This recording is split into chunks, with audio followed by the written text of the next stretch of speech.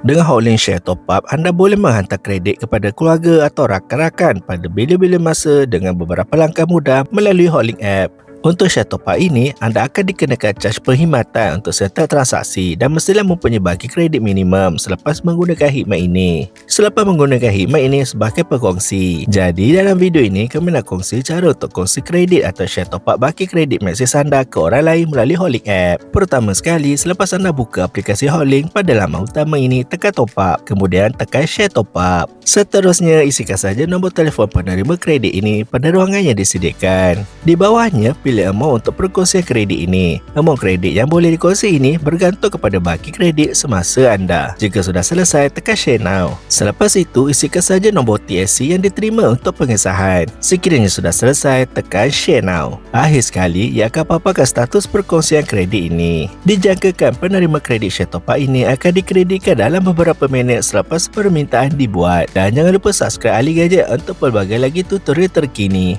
Bye!